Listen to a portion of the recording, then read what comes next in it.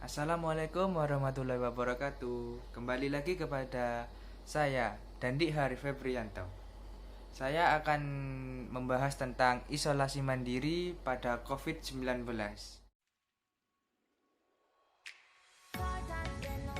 Wabah virus corona bisa kita hindari bila mereka yang terkena penyakit ini melakukan isolasi diri. Tidak semua pasien corona harus dirawat di rumah sakit. Mereka yang tidak termasuk kelompok rentan cukup melakukan isolasi diri di rumah. Protokol isolasi diri sendiri dalam penanganan COVID-19. Mengapa orang yang diduga tertular COVID-19 diisolasi setidaknya 14 hari? Gejala COVID-19 biasanya muncul dalam rentang 1-14 hari, berupa batuk, demam, atau sesak nafas. Dalam selang waktu itu, kondisi orang diduga terinfeksi COVID-19 diisolasi dan dipantau di rumah sakit, rumah, atau tempat lain. Untuk memastikan infeksi, akan dilakukan tes beberapa kali.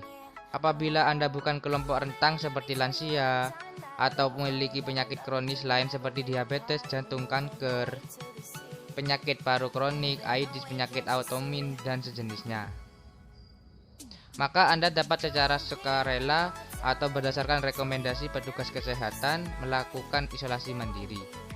Apakah isolasi mandiri itu? Isolasi mandiri adalah upaya mencegah penyebaran COVID-19 dengan berdiam diri di rumah sambil memantau kondisi diri kita, seraya tetap menjaga jarak aman dari orang sekitar atau keluarga. Siapa yang perlu melakukan isolasi mandiri? Siapapun yang memiliki gejala sakit seperti demam, batuk atau pilek, nyeri tenggorokan, atau gejala penyakit pernafasan lainnya, atau termasuk dalam kategori orang dalam pemantauan ODP, yaitu orang yang pernah berkontak erat dengan pasien positif COVID-19 dan atau orang dengan riwayat perjalanan dari negara atau transmisi lokal COVID. Berapa lama waktu isolasi diri? Setidaknya selama 14 hari sampai hasil pemeriksaan sampai di laboratorium diketahui. Apa yang perlu dilakukan saat isolasi diri mandiri? Tidak di rumah dan jangan keluar, kecuali untuk mencari pertolongan medis. Sebisa mungkin gunakan kamar terpisah dan selalu jaga jarak setidak 1 meter dari anggota keluarga lain. Selalu gunakan masker selama masa isolasi diri. Ganti masker secara rutin apabila basah atau kotor. Lakukan pengukuran suhu harian dan observasi gejala seperti batuk atau kesulitan bernapas. Hindari berbagai peralatan makan, piring, sendok, garpu, dan gelas, perlengkapan mandi, handuk atau sikat gigi, dan juga benda berbahan lain, pakaian atau selimut. Terapkanlah perilaku hidup bersih dan sehat, seperti makan bergizi, rutin mencuci tangan dengan sabun dan air mengalir, serta melakukan etika batuk dan bersin. Upaya berada di ruang terbuka dan berjemur sinar matahari setiap pagi. Jaga kebersihan rumah dengan cairan disinfektan, terutama untuk area atau permukaan yang sering tersentuh tangan. Hubungi segera fasilitas layanan kesehatan.